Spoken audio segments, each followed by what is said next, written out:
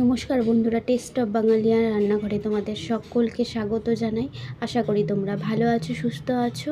ভিডিওটি প্রথম থেকে শেষ পর্যন্ত দেখার অনুরোধ রইল সকলকে।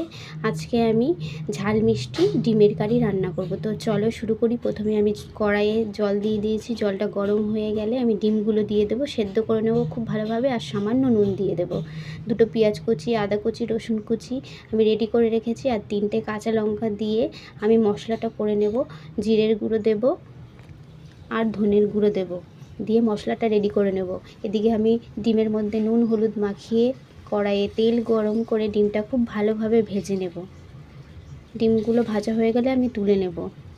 কড়াইয়ে তেল দিয়ে আবার 3টে এলাচ, জিরে, তেজপাতা ফোড়ন দিয়ে আমি পেঁয়াজ কুচিগুলো দিয়ে খুব ভালোভাবে নাড়াচাড়া করে ভেজে নেব। তারপর আমি মশলাটা দিয়ে দেব। সামান্য পরিমাণে নুন, হলুদ আর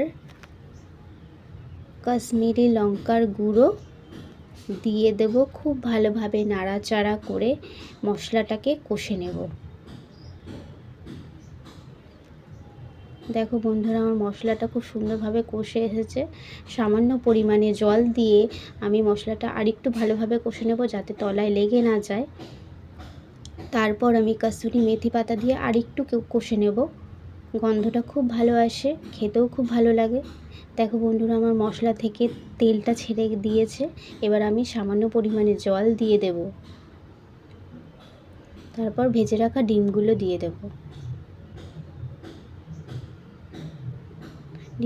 ডিমের কারিটা খুব সুন্দরভাবে হয়ে এসেছে। দেখো খুব ভালো লাগছে, রঙটাও দেখতে ভালো লাগছে। একদম আমার ডিমের কারিটা রেডি হয়ে গেছে।